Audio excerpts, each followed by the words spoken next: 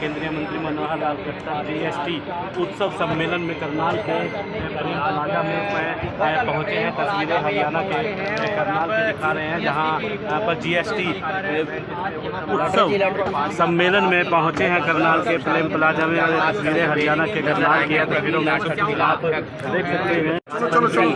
नरेंद्र मोदी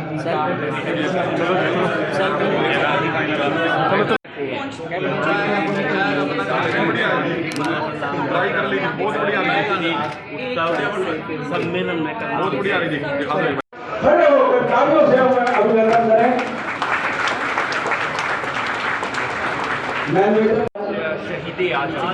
अर्पित करेंगे।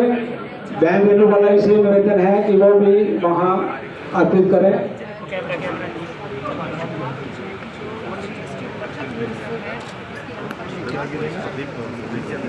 आप आराम से कुर्सी में बैठो ना।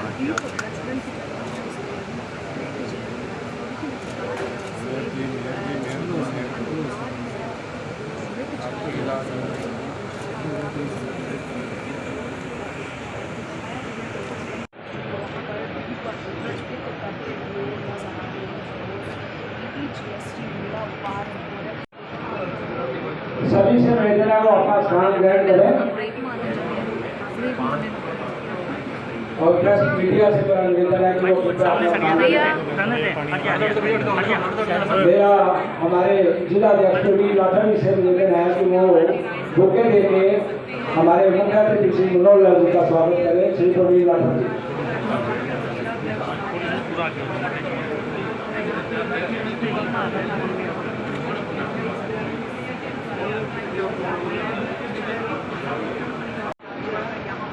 तो आप देख सकते हैं केंद्रीय मंत्री मनोहर लाल को उनके यहाँ पर दिए जा रहे हैं। प्रवेश शर्मा जी हैं जो कि डायरेक्टर हैं इस वक्त उत्तरी हरियाणा बिजली वितरण निगम के, और तमाम व्यापारी यहाँ पर पहुँचे हुए हैं। बचत उत्सव हमारी शोभा बढ़ाई है। अरे भाई तो क्या यार उज्ज्वल और आपकी निष्ठा और संघर्ष से हम सबको नई दिशा मिलती है। आपके विचारों में गहराई और स्पष्टता है। आपके जीवन से हम सबको एक ऊंचाई मिलती है। आप एक सच्चे मार्गदर्शक हैं। मनोहर लाल जी, आपकी उपस्थिति हम सबको अपने आप को सम्मानित करती है। मनोहर जी का है उद्दल साहस, सादगी में गहराई, व्यवहार में मिठास हर दिल में बसी है। आपकी वाणी में झलके नित्य प्रेम, नेत्रों में करना हृदय विशाल, सबके लिए समर्पित मनोहर लाल जी विनम्रता जिनका है असली आभूषण मिला है, उसको आने वाली युग और आने वाली पीढ़ी भी याद रखेगी। ऐसे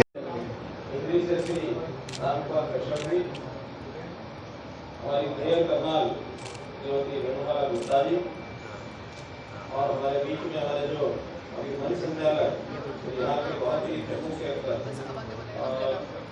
टैक्सेशन में जिनकी पूरी दक्षता है को मैं प्रवेश शर्मा जी, उपस्थित सभी हमारे करनाल के व्यापारी बंधु, उद्योगपति बंधु और टैक्सेशन से जुड़े हुए हमारे जितने एडवोकेट्स हैं उन सबको यहाँ बुलाया है। और मेरे प्यारे पत्रकार साथियों, आज का विषय आपको बताया गया होगा कि देश में बहुत बड़ा बदलाव हुआ है और वो हुआ है जीएसटी का बदलाव। और जीएसटी के बदलाव के कारण से बहुत से विषय लगातार चलते रहे हैं। बहुत लोगों को तो सरलता से वो समझ आया भी होगा, कुछ लोगों ने उसमें शंकाएं भी व्यक्त की है और क्योंकि आपको कई दिन हो गए इस विषय को चलते हुए, उन शंकाओं का निवारण भी हुआ होगा, हमारे अधिकारियों ने किया होगा, वकील ने किया होगा। यदि आप इसके पीछे तो सोच जो है वो क्या होगी, ये बात हम जानते हैं कि सरकारों को विकास के काम करने के लिए, देश की संरचनाओं को बढ़ाने के लिए साधनों की आवश्यकता तो रहती ही है। जो साधन इकट्ठे होते हैं वो केवल व्यवस्थाओं को चलाने के लिए रहते हैं, तो इनको भरने के लिए जाता है, बल्कि साल में कई बार कम भी रह जाता है तो उसको ऋण के रूप में भी कई बार दिया जाता है। मोटे तौर पर आयकर थोड़ा इनकम टैक्स है, या एक्साइज ड्यूटी, या फिर इम्पोर्ट एक्सपोर्ट ड्यूटी, ये तो मुख्य रूप से केंद्र सरकार के आय के स्रोत है। इस बार प्रदेशों को जो आय के स्रोत में होते थे उसमें कभी सेल टैक्स, कभी वैट, कभी GST central sale tax, CST जिसको बोलते रहे का पार्ट होता था। बहुत प्रकार के सेस लगते थे, बहुत प्रकार के अन्य टैक्स भी लगते थे। तो पिछले 15 वर्ष पहले ये चर्चाएं चली जो यूपीए की सरकार थी, दादा मनमोहन सिंह जी के समय ये सारे टैक्स स्ट्रक्चर को सरल किया जाए और सरल करने के लिए बहुत से सुझाव लगातार चलते रहे, लेकिन वो लोग 10 साल तक ऐसी व्यवस्था को नहीं बना पाए। सब जगह के विरोध को और पहले से पूर्व रखते हुए इसका विरोध यहाँ हो जाएगा, इस बात कहीं करेंगे, सब करेंगे, हिम्मत नहीं जुटा पाए कि सारे देश को एक टैक्स आना चाहिए। मोदी जी के आने के बाद उन्होंने घोषणा कर दी थी कि एक देश एक कर, वन नेशन वन टैक्स। इस पहले तो उन्होंने आगे 2014 में काम को कर दिया था। अब 2017 में इसकी घोषणा कर दी। जब सत्ता में घोषणा हुई तो हम लोगों ने बड़ी चर्चा कराई उस समय, इससे तो बहुत नुकसान हो जाएगा, व्यापारियों का नुकसान होगा, किसी को जीएसटी प्रोग्रेसिव टैक्स है। और हमारे व्यापारियों ने भी कहा इससे तो हमारे काम करने की आजादी खत्म हो जाएगी। अब उस समय हमको लगता था कि आजादी तो खत्म नहीं होगी।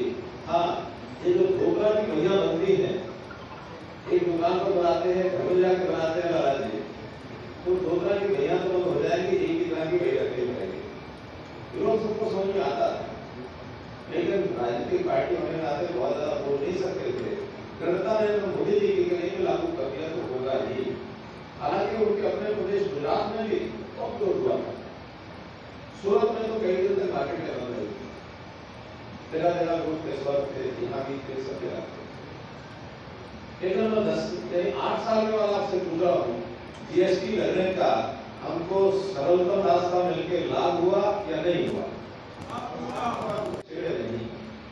जो इंस्पेक्टर आ जाता था वो हमारे बिल्कुल को देखता था कि सुबह से लेकर शाम तक बिल्कुल करते हैं मानो 55,000 के, और वो गल्ला खोल के देख लेता था तो बिल में से नगद पैसे पाए 55,000 में से 12,000, बाकी तो उधार के हैं, लेकिन 12,000 की जगह गले में मिलता है 65,000, फिर बाकी कहाँ से आया? तो जवाब होता नहीं था, तो बिना बिल के कैसे आ रही है? इन सब चीजों से बचने के लिए युवा जो हमारा कर्मचारी, युवा हमारा व्यापारी या हमारा जो चाहता है कि चीजें नहीं होनी चाहिए, उसके मन में जागृति देश का जुड़कर खड़ा होगा। ये दोनों का धंधा बंद होना चाहिए। लंबी प्रोसेस चली, उसमें भी चोरी चकारी बहुत थी। वो चोरी चकारी में इसलिए चोरी थी कि एक प्रदेश के अंदर तो जीएसटी का नेटवर्क सब पता लग जाता था, एक प्रदेश से दूसरे प्रदेश में कोई डीलिंग हो गई तो ट्रेल पकड़ी नहीं जाती। ये जो नेटवर्क आईटी का बनना होना जरूरी था, टेक्नोलॉजी का, वो कई सालों के बाद बना, और उसमें से कई तरह के स्कैंडल भी हुए, गलत काम भी हुए, फर्जी रजिस्ट्रेशन भी हुए, जीएसटी को इधर से उधर भी कर दिया, कंपनी खुली थी, बंद हो गई। मैं करनाल की घटना बताता हूँ। एक महिला, मैं रेस्टोरेंट बिल्कुल में आया तो महिला साइड में खड़ी थी, उसने छोटा सा बताया, मैंने बात करी, उन्होंने कहा कि मेरे पास एक नोटिस आ गया टैक्स डिपार्टमेंट का, मैं मर जाऊंगी, मैं तो सारा जीवन क्या है, तो फांसी लगा लो, कुछ कहना था, क्या हुआ? मैंने मेरे पास एक नोटिस आया है और ये 35 करोड़ का नोटिस है, जीएसटी की रिकवरी आ गई 35 करोड़। मैंने कहा तुम क्या करती हो? मैं जो रहने वाली थी, मैंने घर में चूल्हा पत्थर करती हो और 35 करोड़ का नोटिस आया। हैरान हो गया कि महिला जो चूल्हा चौका करती है उसको 35 करोड़ का नोटिस आया, कैसे आया?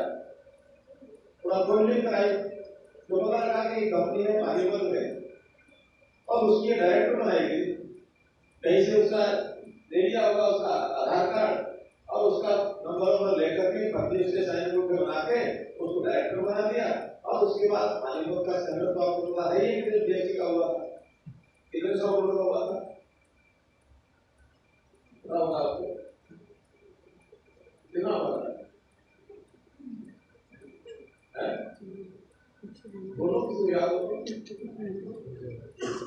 शायद 250, मुझे बताया किसी ने 700 करोड़ का होगा। और केवल पानीपत हुआ ऐसा नहीं है, देश के कई प्रदेशों में, कई शहरों में इस प्रकार के रूप को उन्होंने निकाले। तो सरकार को व्यवस्था करती है, गलत काम करने वाला पहली व्यवस्था बना लेता है तो दाल में भागता है। इसलिए उन सब चीजों को रोकने के लिए काम किए गए। कल महिला का तो करा दिया मैंने, कैसे बहुत लोग फंसे और बहुत लोग घायल भी हुए। इन चीजों को ठीक करने के बाद टेक्नोलॉजी आई और टेक्नोलॉजी से चीजें ठीक हुई। अब हिसाब में लगाया गया कि 2017 में जब जीएसटी लागू हुआ तो पहले महीने में जो टैक्स कलेक्शन हुआ वो हुआ था देश में 80,000 करोड़।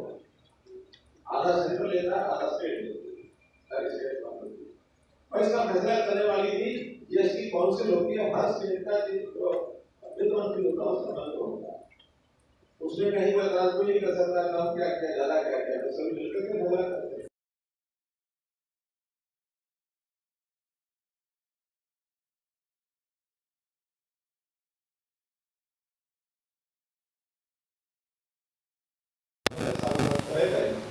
ऐसी कुछ चीजों को जरूर कोई स्पेशल 40% के अंदर अभी भी कैटेगरी में रखा है। अब एक 0% उसको स्लैब नहीं कह सकते, वो फ्री ऑफ टैक्स। तो ऐसी सारी घटना करने के बाद और ये प्रत्यक्ष और सीधा लाभ जो हर भारतीय को मिला। मेरा उद्योग है एक थोड़ी सी, ये बिल्कुल बात ठीक है, जब से जीएसटी आया है बहुत ज्यादा बैठ दो पीछे उनको देखिए, जैसा मैंने अभी आपके सामने सबके सामने बताया है, रुको भाई, जीएसटी एक बहुत बड़ा बदलाव देश के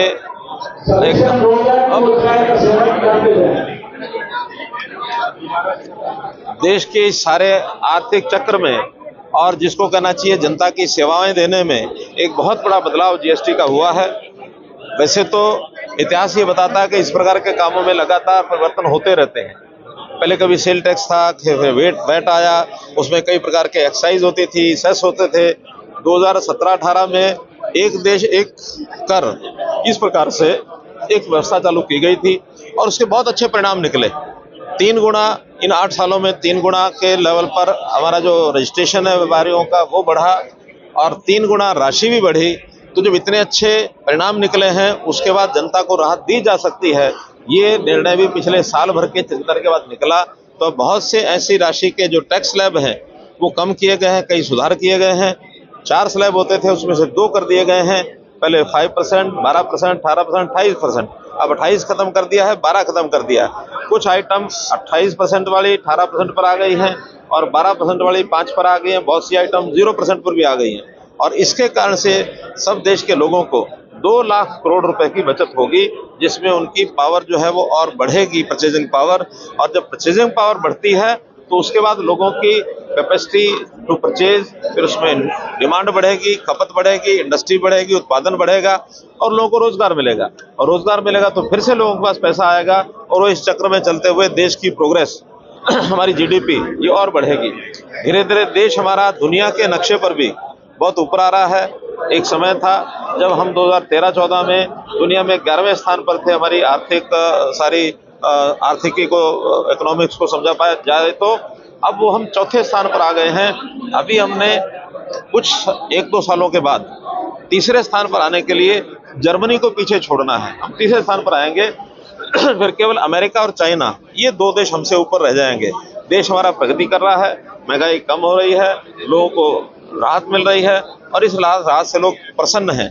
पहले हमने आयकर में छूट दी थी, अभी जीएसटी पर छूट आई है और मोदी जी ने तो 2 दिन पहले ये कहा है कि बहुत जल्दी एक आध आर्थिक सुधार और लाएंगे जिसमें जनता को कुछ ना कुछ लाभ मिलेगा। अब वो क्या सुधार होगा ये मोदी जी जैसे ही समय आएगा तो आपको पता लगेगा। और इस नाते से मैं समझता हूँ देश के अंदर एक बहुत सफल सरकार, बहुत स्टेबल सरकार, महंगाई को खत्म करने वाली सरकार। और जहाँ तक मोदी जी का सवाल है, दुनिया में जितने भी दुनिया के विश्व स्तर के जो लीडर्स हैं उनमें आज रैंकिंग अगर की जाती है तो मोदी जी जो है ना वो नंबर 1 पर खड़े हैं। 71% पॉपुलैरिटी ये अकेले मोदी जी की एक सर्वे के अंदर आई है। तो आज देश बहुत अच्छे प्रकार से है। विपक्ष के लोग, आप प्रश्न पूछेंगे, विपक्ष के लोगों की आलोचना, विपक्ष का काम है आलोचना करना। अगर इस प्रकार की कोई उल्टी सीधी आलोचना न करें तो उसको विपक्ष नहीं कहेंगे। विपक्ष है इसीलिए कि सरकार की आलोचना करनी है, दम हो चाहे ना हो। बहुत बातों में उन्होंने जब जीएसटी लगाया तब भी इसको गब्बर सिंह टैक्स का उन्होंने तो वो आलोचना करते रहे। आज वो कहते हैं कि जीएसटी तो अच्छा है लेकिन इसकी दरें पहले क्यों नहीं कम की गई। भाई हिसाब किताब लगाएंगे, जब एक बनेगा उसमें कोई स्कोप बनेगा तभी कम करेंगे। स्कोप बना, कम कर दिया, आगे और स्कोप बनेगा तो शायद और भी कम हो सकता है। तो इस प्रकार की प्रक्रियाएं चलती रहती है। मेलन में पहुंचे थे, 84 वाला सम्मेलन किया गया है, उसके बाद आज पहुंचे 6 सम्मेलन में। 6 सम्मेलन आज हुआ और बहुत अच्छा सम्मेलन हुआ। करनाल जिला के लगभग हर कोने से लोग आए थे और भी आसपास से लोग आए थे और उन लोगों से सब लोगों ने चर्चा की, बातचीत की। सिख समाज इस प्रदेश का एक वीरता पूर्वक रहने वाला समाज है। इस प्रदेश में कभी भी कोई बात आई है या देश में भी कभी कोई बात आई है, आज़ादी से लेकर आगे आज तक सिख समाज हमेशा आगे खड़ा रहा है। मैंने उनको शुभकामनाएं दी हैं और कभी भी कोई किसी प्रकार की कोई उनकी डिमांड होगी, आज भी उन्होंने कुछ 16-17 डिमांड्स का एक चार्टर दिया है। उसमें कुछ प्रदेश सरकार की हैं, कुछ केंद्र सरकार की हैं, कुछ नहीं होने वाली भी हैं। तो ऐसे सब विचार करके उन डिमांड्स के ऊपर 3 तारीख को अमित शाह जी अमित शाह जी 3 तारीख को जैसे देश भर में प्रवास कर रहे हैं, उनका यहाँ भी प्रवास है और प्रदेश के अंदर आएंगे, कुछ ना कुछ नई घोषणाएं करके जाएंगे। कुरुक्षेत्र के अंदर उनका ये कार्यक्रम रखा गया है। बहुत डिटेल तो मुझे भी पता नहीं है, लेकिन उनका सामान्यतः हर प्रदेश में दौरा होता है या हरियाणा उनका दौरा। किसानों की जो पराली जलाने वाली बात है बहुत पहले से ये चल रही है, लेकिन काफी सुधार हो गया है। बहुत कम क्षेत्र ऐसे बचे हैं जहां अभी भी पराली जलाते हैं। फिर भी मेरा उनसे निवेदन है कि अब पराली जो है ऐसा ईंधन हो गया कि जिसमें से आमदन होती है, इनकम होती है। पराली को ऐसे जो इंडस्ट्री है जो उसकी कोयला बनाते हैं, जो उसके अंदर पराली के क्या उसको पैलेट्स बनाते हैं, उसके अंदर उनको बेचना चाहिए। उसका पैसा उनको उपयोग होगा और उसके कारण से जलाने से प्रदूषण खराब होता तो ना जलाएं, ऐसी मेरी अपील है। सेवा पखवाड़ा चल रहा है फरीदाबाद के अंदर 4 निगम कमिश्नर के खिलाफ कार्रवाई करने की मांग की जा रही है। वो कह रहे हैं कि सरकार परमिशन नहीं दे रही है। मुझे जानकारी नहीं है, स्थानीय विषय होगा कोई, मुझे जानकारी नहीं है। मुझे तो नहीं पता कि अभी चंडीगढ़ में 2 व्यक्तियों के खिलाफ कार्रवाई हुई है और वो मैं वहां गया और जिस प्रकार का घिनौना कार्य उन सफाई कर्मचारियों ने किया, अब उन्होंने क्यों किया ये तो बाद में पता लगेगा, लेकिन मेरे जाने से पहले उस स्थान के ऊपर उन्होंने कूड़ा बिखेरा, मैंने नोटिस उसका लिया।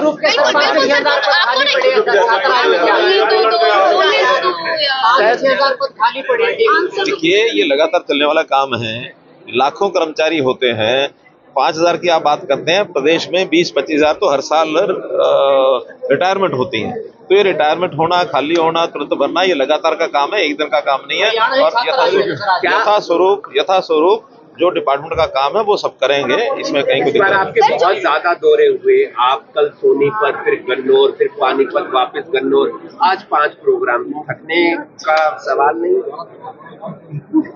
हम आप जैसे लोगों से बात करके मुझे भी एनर्जी मिलती है, ताकत मिलती है, तो मैं लगा रहता हूँ। सेवा पखवाड़ा 17 तारीख से 2 तारीख तक बहुत से कार्यक्रम ऐसे बनाए गए। उन सब कार्यक्रमों में सांसद के नाते मैं यहाँ भी आया हूँ। अभी 5 दिन का समय और बाकी है। जो कार्यक्रम है सब लोग हमारे। सर आपने अभी चंडीगढ़ का जिक्र किया, आपको नहीं लगता कि अधिकारियों की गलती से कहीं ना कहीं सरकार की किरकिरी हुई है? देखिए तभी उनको सस्पेंड किया है, उसकी जानकारी लेंगे, कमेटी बैठा दी है। काफी निचले स्तर के थे। मैं तो कह रहा हूँ जिन्होंने भी किया है उनको सबको सजा मिलेगी। ठीक है। क्या कहेंगे, आज मंत्री आए थे जीएसटी सम्मेलन में, उन्होंने इसके फायदे व्यापारियों को हैं, क्या कोई नुकसान भी है? नहीं, देखिए 2017 में जब जीएसटी लागू हुआ था तो सभी व्यापारी एकदम बहुत ज़्यादा परेशान थे कि इस जीएसटी के चलते काफ़ी नुकसान होने वाले हैं। लेकिन जैसे जैसे समय बीता तो ये जीएसटी की सारी जो परतें उतरी, व्यापारी को समझ आई बात की। तो आज जो मोदी सरकार ने कार्य किया है बहुत सराहनीय काम है, क्योंकि व्यापारी का सीधा सीधा इन्होंने फायदा किया है। 18% से जो 12% और जो इतनी स्लैब थी आज उसको 2 में कर दिया है। तो हर आम जन को इसका फायदा होने वाला है। मेरे हिसाब से जो दीपावली है इसको लोग महादीपावली के रूप में मनाएंगे आज का जो कार्यक्रम था ये भी धन्यवाद था, और व्यापारियों के साथ सीधी बात केंद्रीय मंत्री जी की थी, तो उन्होंने बहुत सीधे क्वेश्चन भी व्यापारियों से किए, कुछ व्यापारियों के सवाल थे उनके बिल्कुल सही से स्टीक से आंसर भी दिए, तो बहुत अच्छा लगा इस कार्यक्रम में आके। लेकिन मेरा व्यापार तो जो आज है उसका पहले भी 18% GST था और उसका आज भी GST 18% ही है, लेकिन मेरा शुरू से जो GST का मुद्दा रहा है वो एजुकेशन और हेल्थ इंश्योरेंस या इंश्योरेंस के बारे में रहा है। 2017 में भी मैंने ये सबसे पहले ये बात कही थी, इसको जो है कम किया जाए। हम जो है बाहर फॉरेन की बातें करते हैं कि फॉरेन वाली पॉलिसियाँ ला रही हैं, तो आज वो समय आ गया है कि आज इन्होंने 18% से सीधा जो हेल्थ इंश्योरेंस को 0 पे किया है।